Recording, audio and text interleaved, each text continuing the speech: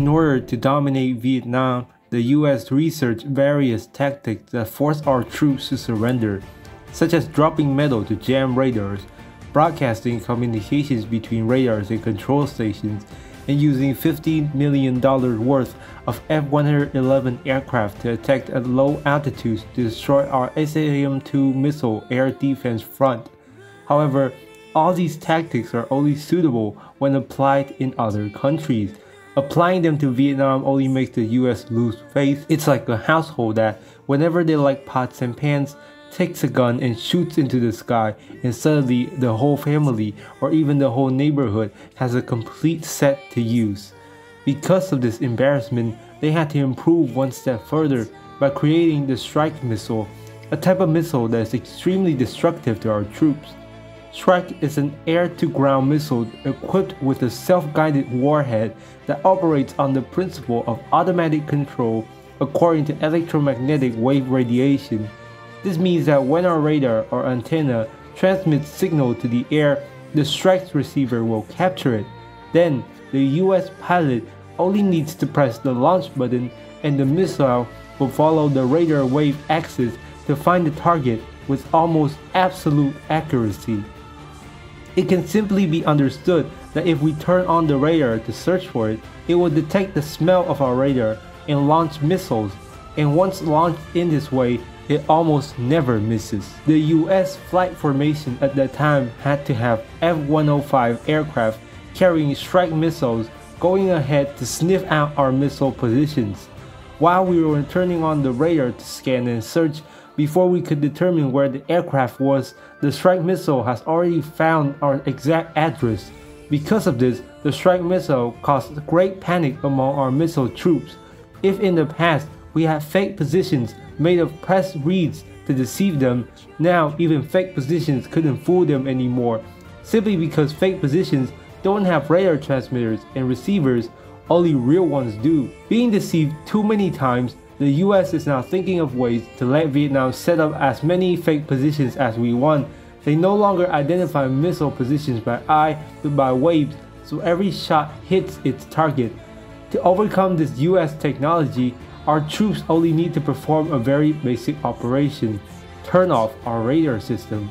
However, the problem is that if we turn off the radar system, planes can fly freely without fear of missiles.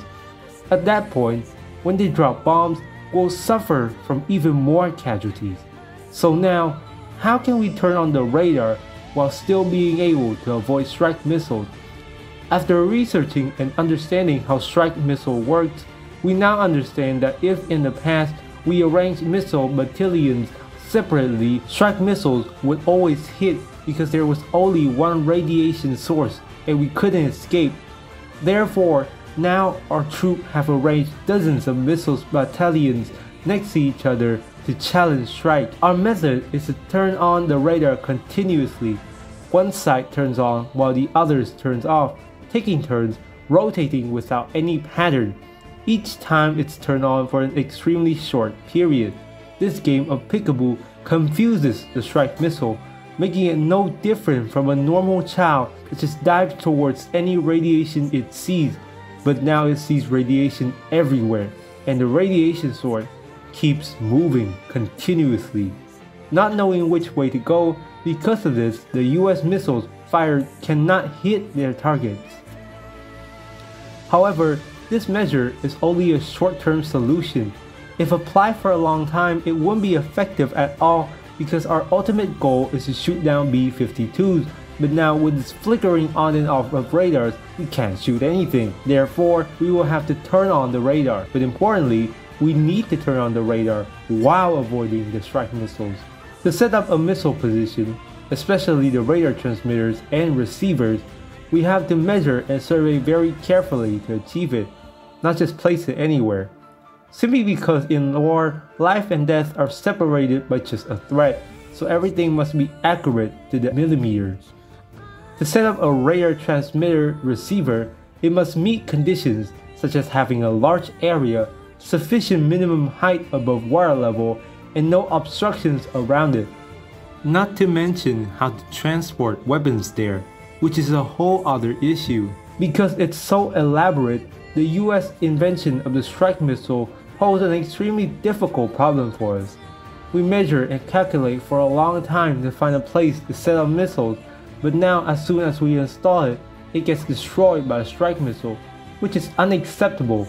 Missiles and radars are more precious than gold to us because they are all Soviet aid, not something we produce ourselves. Moreover, the damage is just a small matter. More importantly, if we can't counter the missiles, it's no different from surrendering to the US. Therefore, at all costs, we must find a way to counter strike. After many losses, our troops finally calculated a way to do it. Although the success rate at this time was 1% with 99% failure, but as long as there's water, we will keep building. As long as there's a chance of survival, we will keep fighting. With the speed of strike missiles at about 510 meters per second, and the speed of our V-750 missiles on the SAM-2 missile complex at 750 meters per second, according to calculations, if both are fired at the same time, our missile will reach the target first, and after hitting the target, will cut off the radar and turn the antenna away. Of course, it's easy to say but extremely difficult to do. How to know that we and they are launching missiles at the same time is already a problem, not to mention that the combat psychology of radar missile troops must be diamond strong, not just steel strong, simply because when we launch a missile up while they also launch a missile down, we only have a few seconds to decide whether to continue guiding the missile to the correct position of the aircraft, or to turn off the high voltage antenna to avoid the missile, or to immediately divert the antenna to save the lives of the entire crew. Because the missile flies at the speed of about 1,800 kilometers per hour, nearly twice the speed of sound, so just a slight delay in orders and the entire crew would be gone thousands of kilometers away. However, with the spirit of being willing to die for the country, we managed to do things that Americans still can't believe to this day.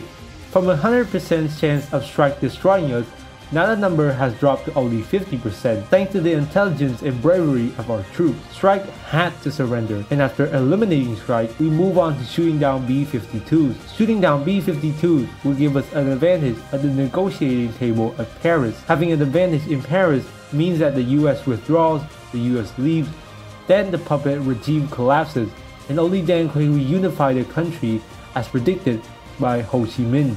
Everything is closely related to each other. So after overcoming the strike missile, we also came to Vietnam's technology to counter the B-52.